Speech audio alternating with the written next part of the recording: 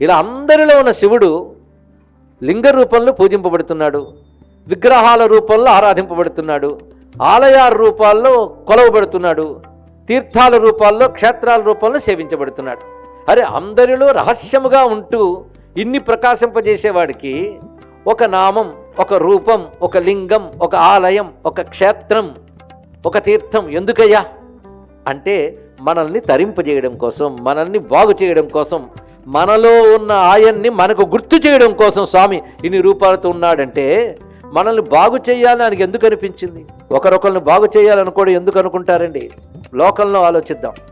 అంటే వాడి వల్ల ఏదైనా ప్రయోజనం ఉంటే మనం బాగు చేస్తాం, అవునా కదా? కొంతమంది నేను నిస్వార్థ సేవ చేస్తున్నానండి అంటుంటారు. ఏం సేవ? నిస్వార్థ సేవ. ఇది చేస్తే మీకేమొస్తుందండి? ఏమీ రాదండి, పుణ్యం వస్తుంది అన్నాడు. అంటే అర్థం పుణ్యం కోసం చేస్తున్నాడు. కానీ ఎవరైనా ఎవరి కోసం ఏదైనా చేస్తే ఏదో ఆశించే చేస్తారు. ఒక ఆయన నిస్వార్థ సేవ చేస్తూ నిస్వార్థ సేవ పరాయణుడని బిరుదు పొందేట. కానీ ఇంత సేవ దేనికి? బిరుదు కోసం. ఇప్పుడు పరమేశ్వరుడు మన కోసం ఇంత చేస్తున్నాడు కదా, అది బిరుదు కోసమా, గుర్తింపు కోసమా చెప్పండి? మరి దేనికోసం? ఆయనకి ఏది అక్కర్లేదు, మనం బాగుపడడం కోసం ఆయన సహజమైన దయతో చేస్తున్నాడు. సహజమైన దయ. సూర్యుడికి కాంతి ఇవ్వడం ఎంత సహజమో, అందుకని సూర్యుడు వీడికి కాంతి ఇస్తాను అనుకుంటాడా? మనం తలుపులు మూసుకుంటే చీకటి, తలుపులు తెరిస్తే వెలుగు, కానీ ఆయన మాత్రం ఇస్తూనే ఉంటాడు. అలాగా శివుడు అంటేనే తన కారుణ్యాన్ని విశ్వమంతా ప్రసరిస్తూనే ఉంటాడు. కనుక ప్రపంచంలో ప్రతి చోట కనబడేది శివకారుణ్యమే, శివకారుణ్యమే, శివకారుణ్యమే. ఇది తెలిస్తే శివుడా నాపై కరుణ చూపించు అని వేరే అడగక్కర్లేదు. నీ కరుణను గుర్తించే బుద్ధి ఇవయ్యా అని అడగాలండి. ఇది తెలుసుకోవాల్సింది ఇక్కడ. సూర్యుడి ముందు నిలబడి వెలుగు నువ్వు, వెలుగు నువ్వును ఏడవక్కర్లే. వెలుగు వచ్చేలా నువ్వు కళ్ళు తెరిచి చూడాలి. నువ్వు కళ్ళు మూసుకుని సూర్యుడు వెలుగు ఇవ్వట్లేదంటే తప్పెవరిది? నీదే. అలాగే మనం గురువుని ఆశ్రయించి జ్ఞానచక్షువుగానే తెచ్చుకుంటే విశ్వంలో ఈశ్వర కారుణ్యం తప్ప మరొకటి కనబడదండి. ఇక్కడ ఎలాగో అనేది చూపిస్తాం. ప్రవచనం ఒకళ్ళు మీరు శ్రద్ధగా వింటే విశ్వమంతా శివకారుణ్యమే దర్శనమిస్తుంది. ఒకటి, శివుడు 8 రూపాలతో ప్రపంచంలో ఉన్నాడు అని శాస్త్రం చెప్తోంది. ఆ 8 రూపాలు ఏమని చెప్తాను, అవి మీకు కనబడుతున్నాయో లేదో నాకు చెప్పండి. 8 మూర్తులు. మొదటిది భూమి, కనబడుతుందా లేదా? అది శివుడు మూర్తిట.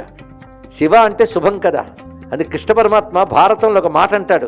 శివుడికి శివ అని పేరు ఎందుకు వచ్చింది అని అడిగితే ధర్మరాజుతో కృష్ణుడు చెప్తాడు, శివమిచ్చేన్ మనుష్యానాం తస్మాత్ శివ ఇతి స్మృత అన్నాడు. అందరికీ శుభం కలిగించడమే ఆయన స్వభావం గనక ఆయనకు శివ అని పేరు వచ్చింది. శుభం ఎవరికి కలిగిస్తాడు?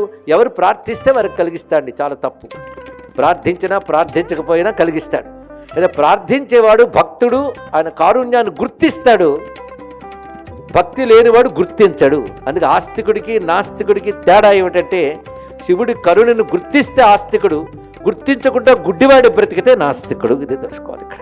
కానీ నాస్తికత్వం అంటే గుడ్డి బ్రతుకు, మరొకటి కాదు. మన ఆస్తికులం కావాలి అంటే శివ కారుణ్యాన్ని గుర్తించాలి. అప్పుడు శివుడి దగ్గర మరేమి కంప్లైంట్లు ఉండవు, అడగడాలు ఉండవు, దేబిరించడాలు ఉండవు. ఆనందించడమే మనకు మిగులుతుంది. ఎంత కారుణ్యం చూపిస్తాడండి. ఆయన ఇచ్చేవన్నీ తలంచుకుంటే ఇవ్వమని అడగలేం మనం. అన్ని ఇచ్చేశాడు. ఇచ్చిన వాటికి మనమేమి ఇవ్వగలం ఆయనకి? ముందుగా ఏం చెప్పాయన మూర్తుల్లో భూమి ఒకటి. ఈ భూమి మనకు ఎన్ని ఇస్తుందో ఆలోచించుకోండి. భూమి లేకపోతే బ్రతుకే లేదు. దీనికి ఎన్ని పేర్లు? వసుంధర. వసు అంటే సంపద, సంపదల్ని ధరిస్తోంది. కానీ ఈ భూమి మనకు అన్నం పెడుతోంది, సంపదలను ఇస్తోంది, ఆధారాన్ని ఇస్తోంది, ఆశ్రయాన్ని ఇస్తోంది, బ్రతుకునిస్తోంది. కనుక శివుడు భూమి రూపంలో ఉంటూ మనల్ని కరుణిస్తున్నాడు. ఇది మొదటిది. రెండవ దానిలోకి వెళ్తాం. భూమి తర్వాత భూతం ఏంటండి? అసలు మీరు వింటున్నారా? ఇంతమంది ఉన్నారంటే పంచభూతాలు కూడా ఏమీ తెలియకుండా గుళ్ళకి ఎలా వచ్చారు అడుగుతున్నా. ఈ పాటి జ్ఞానం లేకపోతే ఎలా అవుతామండి? ఇతరులు వాళ్ళ మత గ్రంథాలను చదివి నేర్చుకుంటే మనం ఏమీ నేర్చుకోకుండా బతుకుతున్నాం. పంచభూతాల గురించి అంతమంది చెప్పగలరు చెప్పండి? ఇన్ని భూతాలు ఉన్నాయే, ఒక్కరైనా పంచభూతాల గురించి చెప్పకపోతే ఎలా అండి? నేను భూతాలన్నా ఇంకోలో అనుకోకండి. భూతాలంటే ఉన్నవారు అని అర్థం ఇక్కడ. అంతే, భూత ప్రేత పిశాచాలు కాదు. విష్ణు శాస్త్రంలో భూత భవ్య భవత్ప్రభు, భూతాత్మ, భూతకృద్భావం ఉంది. కానీ భూతం అంటే అర్థం ఏంటి? ఇది కూడా తెలియనటువంటి హిందువులకు నమస్కారం. కనుక పంచభూతాలంటే ఏమిటి? పంచభూతాలు ఎన్ని? అబ్బా, ఒక 5 మంది అయినా చెప్పుంటారు. ఎవరో 3 చూపిస్తున్నారు వేళ్ళు. పంచభూతాలు మంచం కోళ్ళల్లో 3 అన్నాడు ఎవడు. ఎన్నండి పంచభూతాలు? అవేమిటేమిటి? భూమి, నీరు. కింద నుంచి వెళ్తాం, మన పైనుంచి ఎందుకు? భూమి, నీరు, అగ్ని, వాయువు, ఆకాశం. ఎన్ని అయ్యాయి? 5 అయ్యాయి. 5 ఎక్కడున్నాయి ఇప్పుడు చెప్పండి. ఇప్పుడు ఇంతవరకు భూమి చెప్పాను, నీరు ఎక్కడుంది? ఇవన్నీ ఒకదాని తర్వాత ఉన్నాయా? అన్నీ కలిసే ఉన్నాయి, విడిగా లేవు. భూమి, నీరు, అగ్ని, వాయువు, ఆకాశం కలిస్తేనే ఈ ప్రపంచం. అవునా లేదా? ఇవి ఎవరు సృష్టించారో ఒక్కసారి చెప్పండి. ఇంత సైన్స్ డెవలప్ అయింది కదా, మీరా నేనా? లేకపోతే మీ తాతగారా మా తాతగారా? ఇవి మీరు నేను సృష్టించలేదు కనుక, ఎవరు సృష్టించాలో తెలియదు కనుక ఆ తెలియని వాడిని శివుడు అంటారు. ఇది తెలుసుకోండి ఇక్కడ, అది గమనించవలసింది. కానీ పంచభూతాలు ఎవరి సృష్టి? ఈశ్వర సృష్టి. ఈ 5 దయ ఉందా లేదా చెప్పండి. ఇక్కడ భూమిలోంచి దయ ఉంది, ఇందాకే చెప్పా. నీరు దయ ఉందా లేదా? దయ ఉంటేనే నీరు తాగి బతకగలుగుతున్నాం. గాలి ఎక్కడుందా? గాలి చుట్టూ ఉందా? మీలో ఉందా? మీలో కూడా గాలి ఉంది. ఒక్కసారి అనుకుని చూడండి, ప్రాణం తిరుగుతుందా లేదా? కనుక ఇక్కడే ఉన్నాయి, అక్కడే ఉన్నాయి. గాలి, దాని తర్వాత అగ్ని ఉందా లేదా? ఎక్కడుంది? అందరిలో ఉంది. మనలో మాత్రం అగ్ని లేదు. చెయ్యి ముట్టుకుంటే చల్లబడిపోతే ఏం చేస్తారండి? కనుక మనలో కూడా ఉంది అగ్ని. వాయువు చెప్పాం. ఆకాశం ఉందా లేదా? ఆకాశం ఎక్కడుంది? పైన చూసేది కాదు, అన్నీ దేంట్లో ఉన్నాయో అది ఆకాశం. అర్థమైంది కదా? ఈ భూమి మొదలుకొని గ్రహాలు, నక్షత్రాలు అన్నీ ఉన్నది ఆకాశంలోనే. అలాగే మన శరీరంలో అవయవాలన్నీ ఎందులో ఉన్నాయో అది ఆకాశం. ఆకాశం లేకపోతే ఇవన్నీ ఎక్కడుంటాయి? కనుక పంచభూతాలు అన్ని చోట్ల ఉన్నాయి కదా. మరో 2 ఉన్నారు ఇప్పుడు చెప్తున్నాం. శివుడు 8 మూర్తులు అన్నాను కదా, ఇప్పుడు 5 అయిపోయాయి. మరో 2 ఉన్నారు. వాళ్ళు ఎవరు అంటే సూర్యుడు, చంద్రుడు. వీళ్ళని ఎవరు పెట్టారు? పంచభూతాలు మనం సృష్టించలేదు అన్నాం. సూర్యచంద్రులు ఎవరు సృష్టించారు?